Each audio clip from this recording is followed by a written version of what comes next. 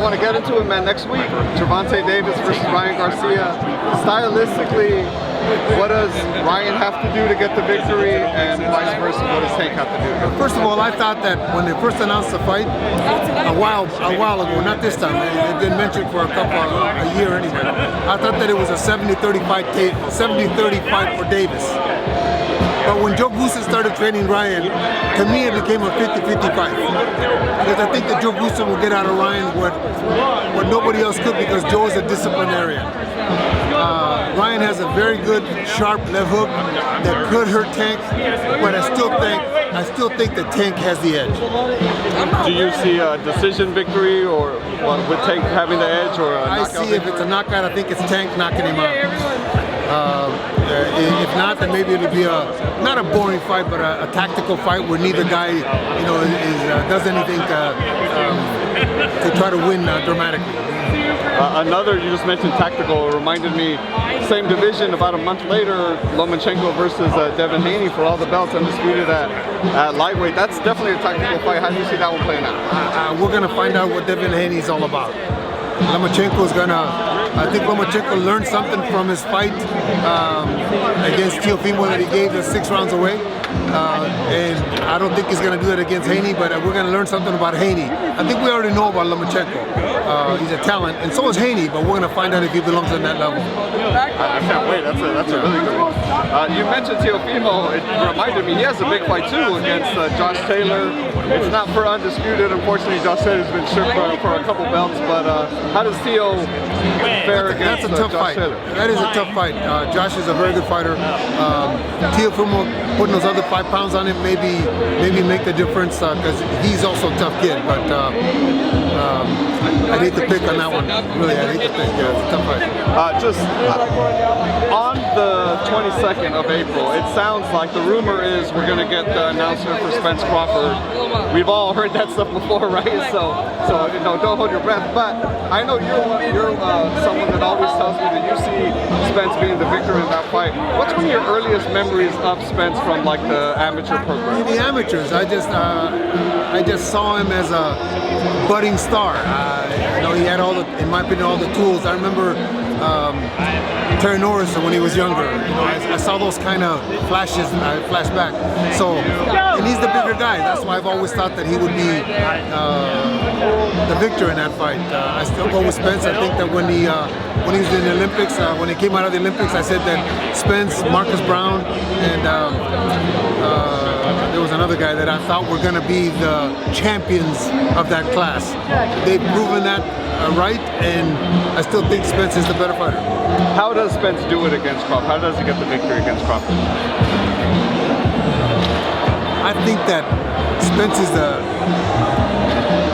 better thinker. I don't know how to say it. I think a better thinker inside the ring. He may not have the experience that Terrence has, and has the belts, and has all the fights that Terrence has had. But I think Terrence won't put out what he has to put out to beat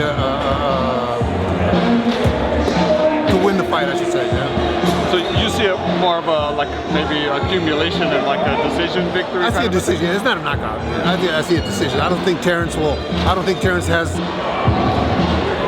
the power at that weight to knock him out. Just lastly, I don't feel I've ever talked to you about the whole Jake Paul entering into boxing. I know he's fighting Nate Diaz. I don't know. What's your opinion about? You know what? I believe that if you can get a gimmick and you can make some money, God bless you.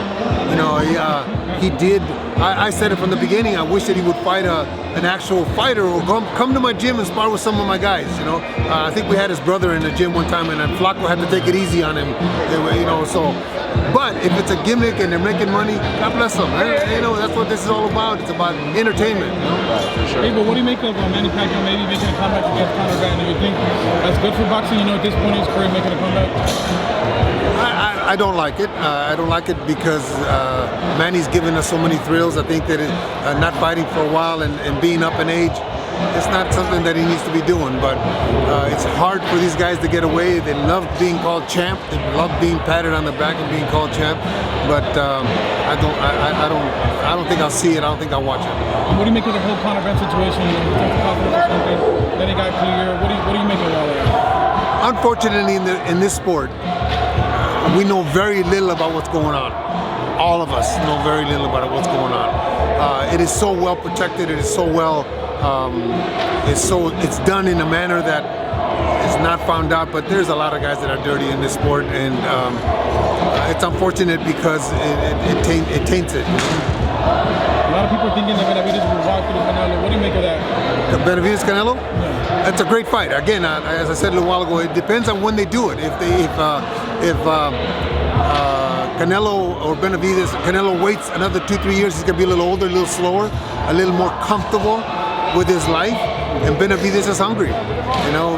But I think for me, and I've said it before, David needs to just continue doing what he's doing and not worry about Canelo. Put Canelo in the rearview mirror, and when it happens, it happens. If it does, it does, and if it doesn't, it does.